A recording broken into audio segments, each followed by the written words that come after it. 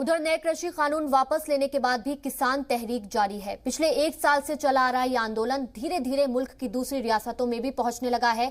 इसी कड़ी में मुंबई के आजाद मैदान में एक बड़ी रैली की गई, जिसमें राकेश टिकैत समेत तमाम किसान लीडर और सामाजिक कारकुनान शामिल हुए। तकरीब के बाद आंदोलन में मारे गए किसानों की अस्थियों को गेटवे ऑफ इंडिया पर विसर्जित किया गया।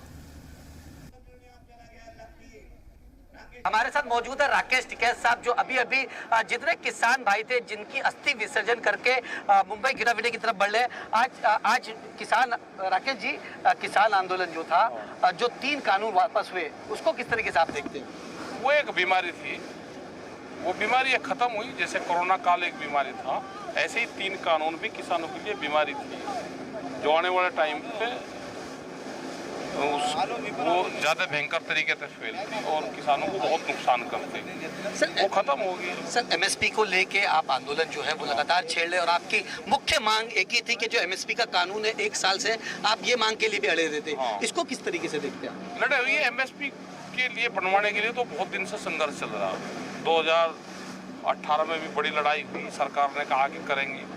2011 में भी जब प्रधानमंत्री गुजरात के मुख्यमंत्री थे तो उस टाइम पे भी एक कमेटी बनी थी, तो इन्होंने इसकी सिफारिश की थी, उस कमेटी की रिपोर्ट को लागू करते। उस टाइम पे उन्होंने वकालत की थी मुख्यमंत्री रहते हुए और प्रधानमंत्री को अपनी रिपोर्ट सौंपी थी। वो एक फाइनेंशियल कमेटी बनी थी उस टाइम पे। देखिए, किसानों के ऊपर अगर पराली की बात करें, अलग अलग जगहों पे एफआईआर भी दर्ज हुई है। ये भी कहीं ना कहीं आप लोगों की मांग है कि जो एफआईआर दर्ज मांग है, एफआईआर वाली भी मांग है, और एनजीटी के जो कानून है उसको भी हटाने की हमारी डिमांड है कि उसको हटाया जाए। आप लोग क्या भी जैसे कलकत्ता के अंदर विरोध किए थे बीजेपी का, और बीजेपी कहीं ना कहीं वहाँ पर पूरी तरीके से हार भी गई, तो यूपी और अलग अलग राज्यों के अंदर भी किसान जो है, जिस दिन चुनाव आचार संहिता लग जाएगी उस दिन बताएंगे हम उसके बारे में, चुनाव के बारे में उस दिन बताएंगे। अभी तो यह है कि सरकार को काम करने का टाइम है, काम करें। चुनाव आचार संहिता तक सरकार काम कर सकती है तो उसको काम करना चाहिए। कल आप लोगों की जो मीटिंग हुई थी किसान सहयोग मोर्चा के अंदर, उसके अंदर क्या फैसला लिया गया? उसके लिया गया कि 4 तारीख तक हम, अभी जो हमारे पार्लियामेंट पे जो ट्रैक्टर मार्च जाना था वो नहीं हम कर रहे, ये फैसला लिया। और 4 तारीख को फिर संयुक्त मोर्चा की मीटिंग होगी, उसमें हम अहम फैसले लेंगे। राकेश टिकैत जी, आखिरी सवाल, क्या विपक्ष कहीं नजर नहीं आता? आता नहीं, विपक्ष कम है, कमजोर सा है विपक्ष, आ नहीं रहा कहीं नजर से।